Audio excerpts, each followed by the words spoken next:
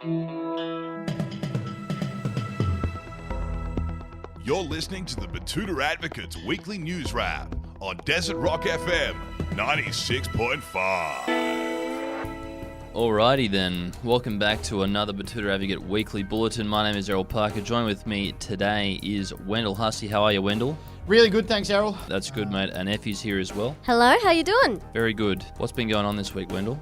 In general, like I know that in this weekly bulletin we do like to discuss what's happened this week. Well, yeah, that's what I wanted to know. I picked That's up good. Brazilian Jiu-Jitsu and I was hoping to talk about it. Yeah. Yeah, But as it as seemed you like do. you were moving me on. No. As you do. I just thought you were, just going to start talking over us like you always do.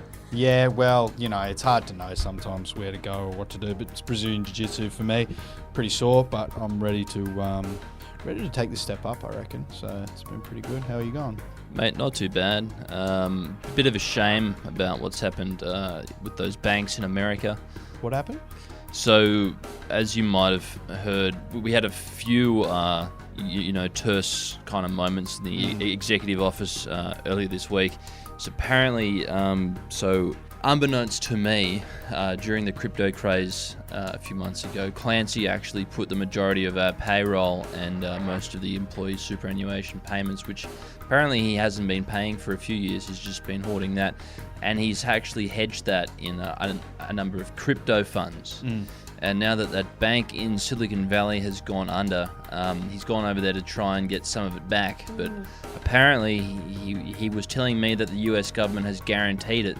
But he said that his person that he was dealing with at the Silicon Valley Bank was actually based in Cambodia. And the people at the bank have never heard of this employee. Did you get one of those text messages? We got one of those text messages a few years ago that was offering him a scheme to make money very quickly. And he put a lot of our money into it. So let's hope that he is actually able to... Yeah, me too. Look, I didn't even know we got super. So whatever we can get back will be brilliant. How are you, Effie? You well? Yeah, I'm good. I'm also getting into the fitness, but I was thinking of doing Krav Maga. Oh, right. Yeah. Fair enough. Well, they probably won't make you roll bits of bamboo down your shin. So What got you into BJJ? Is it known? It just looks like a really good way to kind of get a disciplined mentality towards violence and fighting that I need. So You got to channel it into something healthy. So that's what I'm going to go with, yeah. Because I think it's my end of my football career is looming. So I think it'll be Brazilian Jiu-Jitsu for me for the next little while. Now, let's get into this news bulletin. And first up, we're going to kick off with some national news. And the government has spent a staggering $368 billion this week on some submarines that will halt China's invasion by roughly 12 to 14 hours. Yes, you heard that right. According to a spokesperson, these submarines are key to Australia's national security and they will be instrumental in deterring any possible threats from China. Critics, however, have been quick to point out that the submarines are unlikely to do much good in the face of China's overwhelming military might. Some have even gone so far as to call the submarines a, quote, white elephant, arguing that the money could have been put to better use domestically. Yeah, a lot of people saying that. Paul Keating, the former Prime Minister, went off his nut at the press conference. He was one of those firing up, saying this was a waste of money. It is quite a fair bit for some second-hand submarines we're probably not going to see for a few decades, but anyway. And staying on politics, a local mum who's been serving up noodles on toast dreams of her kids getting to see those submarines one day. Yeah, we spoke to this local lady about the issue and she said she was really excited about the submarine news. And she told us, these noodles, they're not much, but they're honest food. And I just hope that one day my kids will be able to see these submarines up close and personal because it's their birthright as Australians. Yes, this mum's story highlights the deep-seated patriotism and national pride that is so ingrained in the Australian psyche, even in the face of economic and social challenges, that is. While some may question the wisdom of spending billions on submarines that may never be used, there's no denying that the idea of a strong and secure Australia is deeply embedded in the hearts and minds of many of us.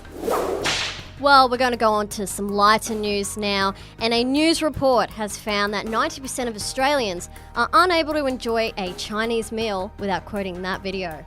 You know the one we're talking about, and despite attempts by the Chinese government to have it banned, the video lives on in the hearts and minds of Australians everywhere, and it seems that it's now becoming an integral part, Wendell, of the Chinese food dining experience. Yes, the succulent Chinese meal man who used to dine and dash. Yep, he knows his judo well. Yeah, he certainly does, and Yep. he does not like having his penis touched by police His limp officers. penis. His limp penis. He yes. doesn't Yes. like it being touched. Or received by a policeman. No. It is a crucial aspect of Chinese food in Australia, and yeah, apparently there are 90% of people who are unable to attend a Chinese meal, whether it be at a local restaurant or the RSL, without referencing that famous video. Finally, we have a story about a woman who's just discovered what burrata is and says that the overpriced cheese pimple is simply a must-have. Speaking to reporters earlier this week, she declared, "OMG, we have to do burrata. It's the best thing ever, and I can't believe we've nearly gone all these years without it." Fascinating.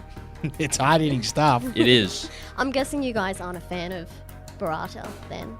I don't know, I just wasn't allowed to have any soft cheese in the house during my wife's many pregnancies, so yeah, I just never got a taste for it in the end. I don't think that was a result of her pregnancies. I think that's to do with the fact that you're lactose intolerant and you always And there's go only and one eat bathroom. soft cheese and you Well, true. desecrate the bathroom after you I have have it and been- promise you'll never do it again. I have been caught short a few times on the M6 going out to Betoota Heights. See, having a pint of some oat milk stout at the pub across the road, go through the tunnel and get out the other side and start looking for an emergency bay to do the deed in. I've told you just got it. There are pills that fix this. You just have to dunk a couple before you have whatever dairy-based or oat-based product you're about to consume, and it will halt it. It will make it a lot better. Well, that's good, because I thought I'd have to keep on wearing nappies for the rest of my life, Wendell, but that's good to know. No, you don't need to do with the adult diapers anymore if you just go and get those pills. I'll find a link for you. Lovely. But anyway, until next week, Wendell, Effie, it's been lovely. au revoir. See you later.